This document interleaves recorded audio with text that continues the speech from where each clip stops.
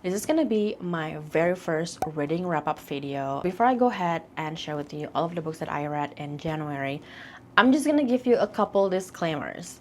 Number one, I consider myself as a beginner reader because I haven't read in such a long time. I think overall I've only read about 30 books probably in the last, I wanna say, 10 to 15 years. So take my review and my rating with a grain of salt. Do a lot more research than just watching my video.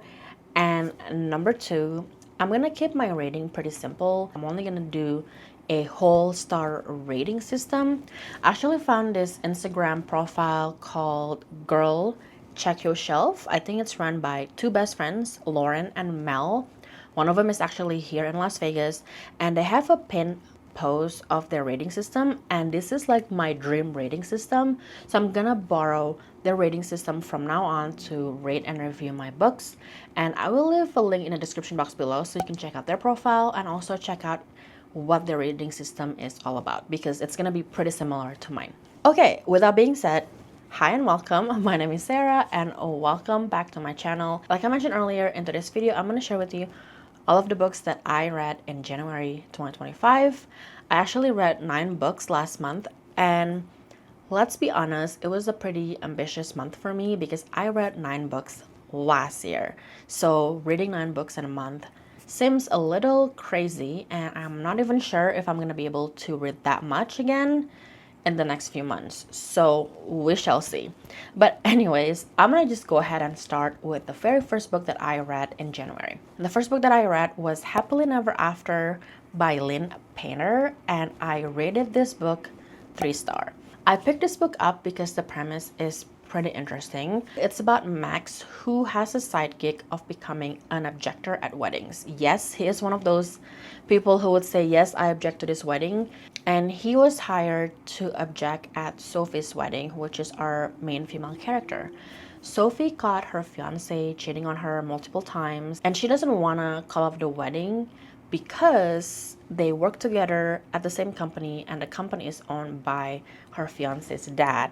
And she's kind of up for a promotion because her boss is retiring, so she doesn't want to jeopardize that opportunity by calling off the wedding. So Sophie's best friend hired Max to object at her wedding.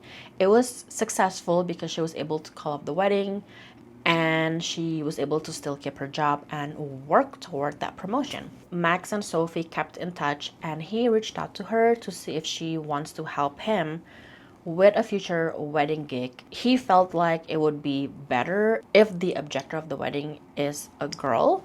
She said yes because she felt grateful to Max that he basically saved her life. Throughout the book, we kind of learn that they keep working on together with being objectors at weddings. And although they are aware of their physical attraction with each other, they do not believe in love anymore. They don't want to be in a relationship.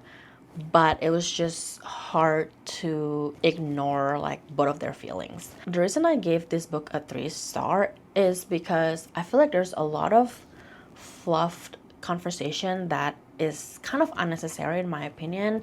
I don't mind reading like text messages or email threads or IM bubbles or whatever, but I feel like there's so many of them where it started with hi, good morning, how are you. I feel like that's just not necessary. You can just definitely take it out, and it also doesn't really tug on my heartstrings. It doesn't really make me feel the feels. Overall, it's still a pretty good book. If this book is in your list, I would still highly recommend reading the book for yourself. But for me, it was just okay. I definitely want to read more of Lynn Painter's books because I can't just dismiss this author's work from just one book. I do have, I think, Better Than the Movies. I'm pretty sure that is one of her books, and it's pretty popular. A lot of people actually do like and enjoy it. So I'm looking forward to reading more of Lynn Painter's books this year. The next book that I read is The Bodyguard by Catherine Center. And if you're planning to watch this video until the end, you're gonna notice that I do love Catherine Center's writing. I read 3 of her books in January alone, and I can't wait to read more of her books. I just love her story and just the way she writes the story in general. But anyways, I gave this book 4-star, and this book is actually has a pretty interesting premise. Basically, the female main character, Hannah, is a bodyguard, and she was hired to protect Jack, who's an actor. He used to be famous in Hollywood. I guess he still is pretty famous like now, but he disappeared from Hollywood for years because of a family drama. I guess this time around he decided to go home to his hometown. I think it's somewhere in Texas. I feel like it was in Austin. But anyways, he doesn't want people to bother him and his family because his mom is sick, so he wants to be with his mom. He also doesn't want to worry his family by hiring a bodyguard, so he asked Hannah if she wouldn't mind pretending to be his girlfriend. Like, they were planning to spend Thanksgiving holiday over at his family's farm or property, and she said yes. And the reason why I rated this book a 4-star is because there is this unexpected plot twist towards the end of the book, and this plot twist is definitely out of the blue for like this type of book, but when you think about the plot and who Jack is, it just makes sense and it fits the bill.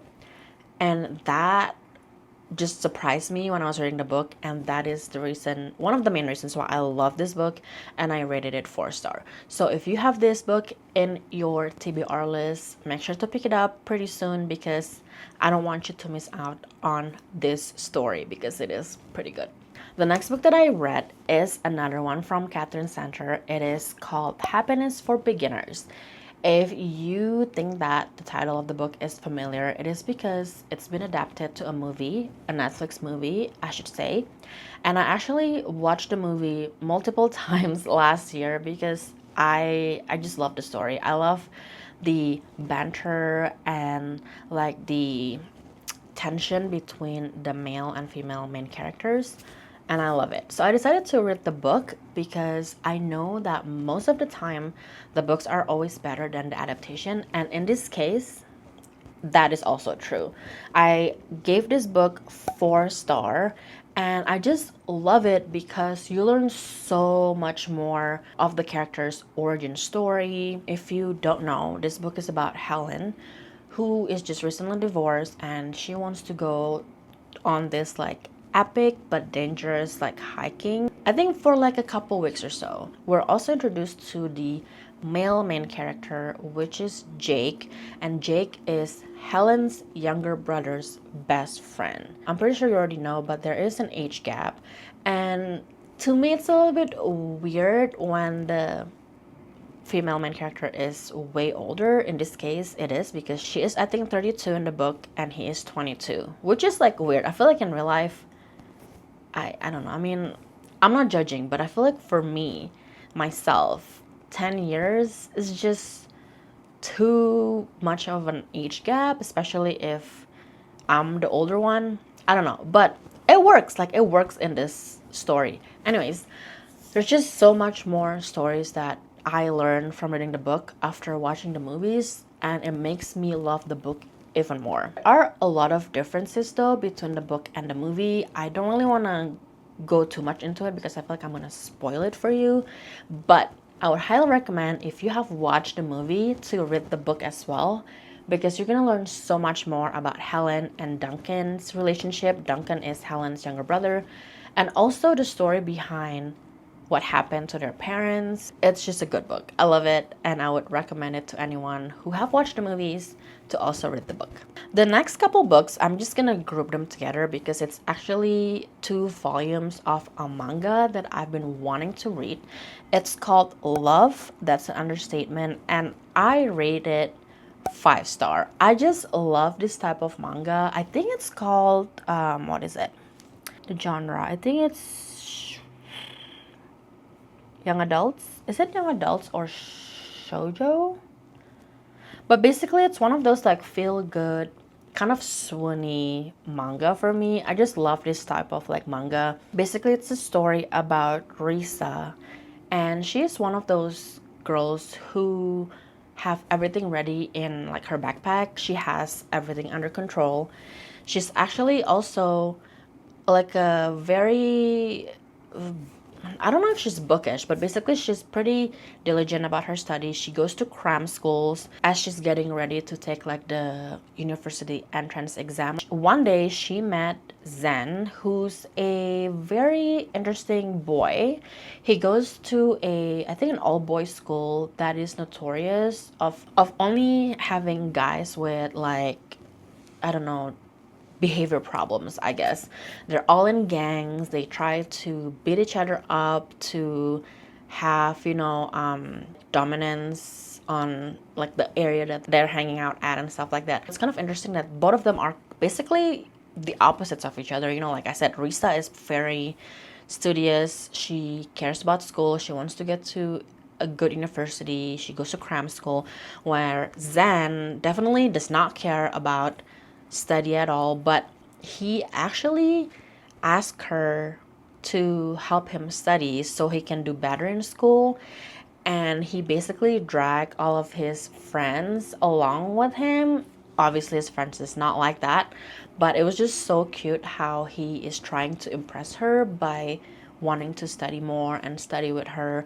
And he maybe have like a little tendency of being a creeper or a stalker, because he always kind of like wait for her after the cram school so he can take her home in his motorcycle and stuff like that. So it was almost like a good girl, bad guy type of thing, which I do love. So if you're looking for like a very lighthearted, so far I've only read 2 volumes. I'm not really sure how the story will unfold in the next few volumes. I don't know if it's gonna stay lighthearted or not. The first 2 volumes are really cute. I really love it, and I would highly recommend it to all of you who wants to look for, something kind of like cute and girly and swoony, I guess.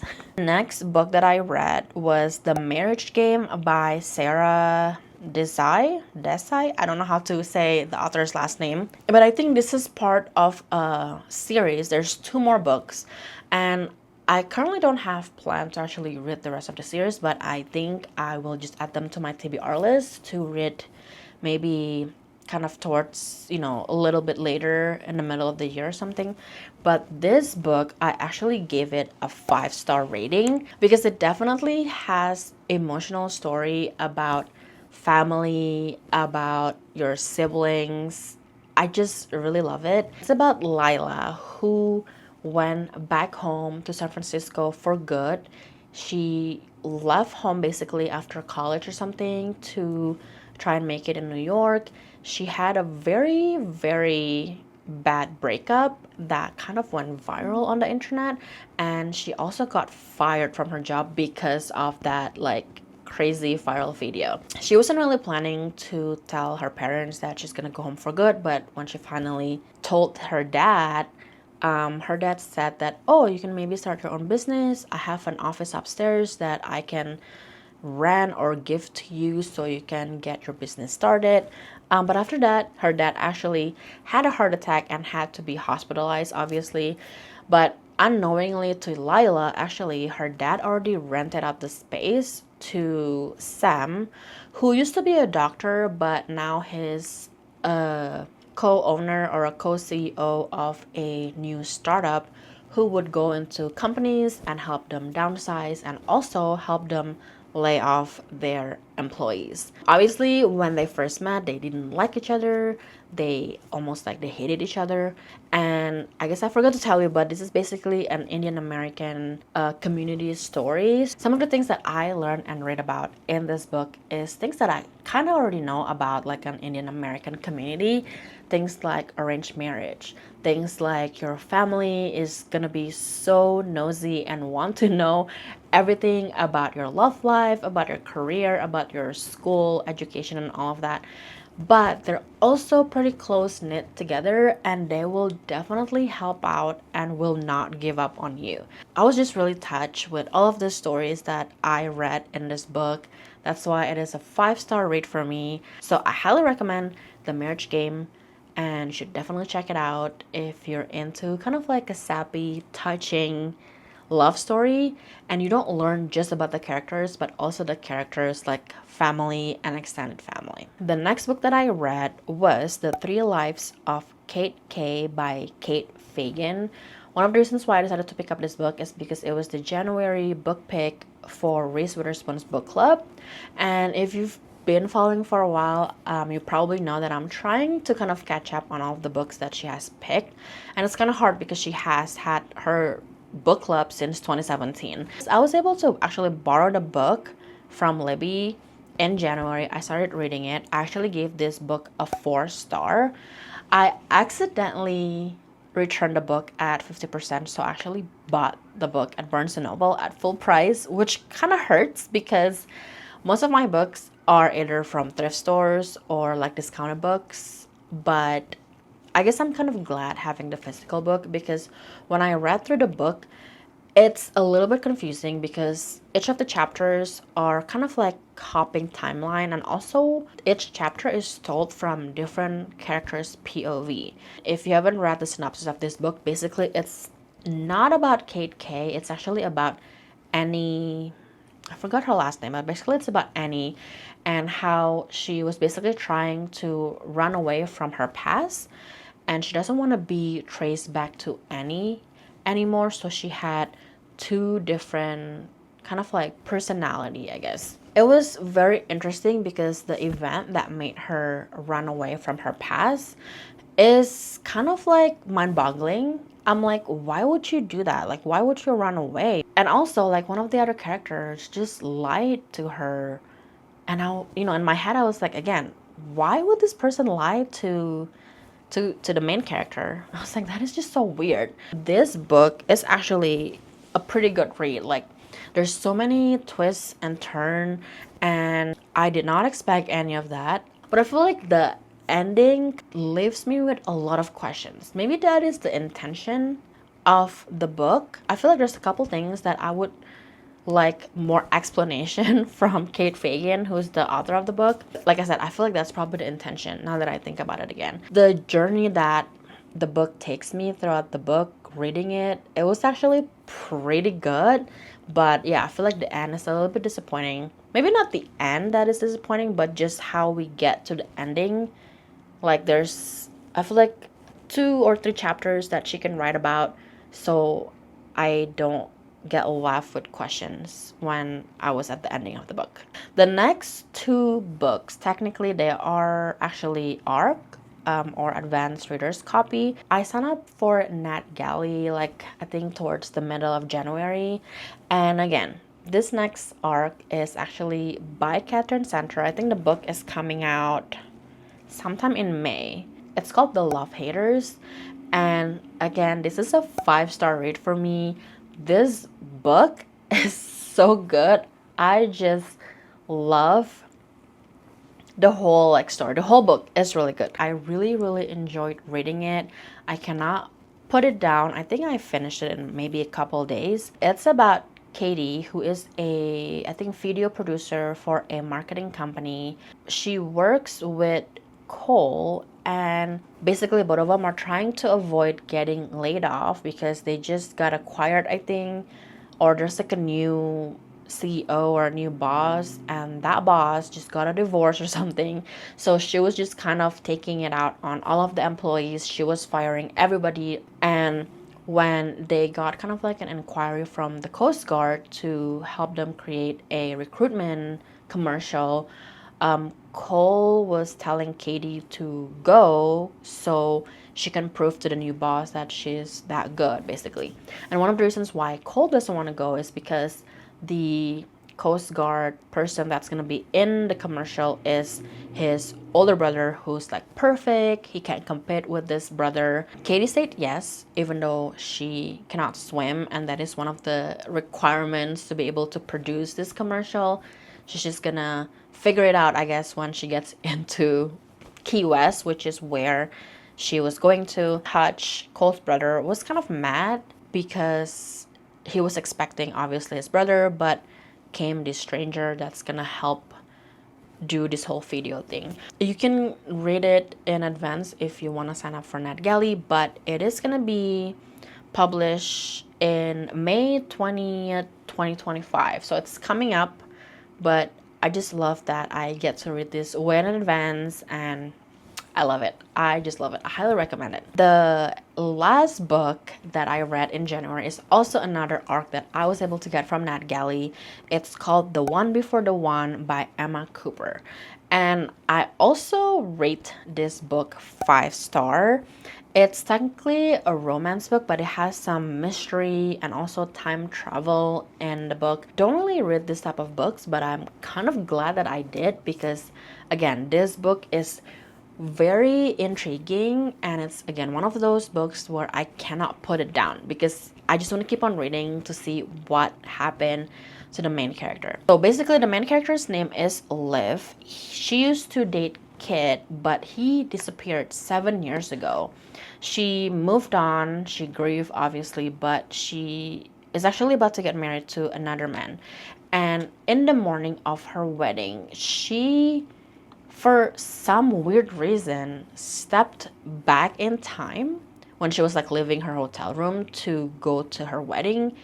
And she went back to about a week before Kit, her old boyfriend, disappeared. She doesn't really know how long she's gonna be in the past and how she's gonna get back, or if she can alter the past so Kit doesn't disappear. At first, it was a little bit confusing, and there's definitely a lot of twist and turn that you kind of did not expect. But yeah, it was just a very good book. And like I said, I'm very glad I was able to read this beforehand. I think the book is out now and you can definitely purchase it, but I highly recommend it. It's actually that good. Okay, I've been yapping for about 30 minutes and I feel like it's still a bit awkward for me to summarize the book and also let you know my rating and my review of the book, just because I have never done this basically. But hopefully this is helpful for you, especially if you're trying to see what kind of books you want to read next, maybe in February or in the next few months. If you want to watch more bookish videos from me, I would highly recommend one of these videos next.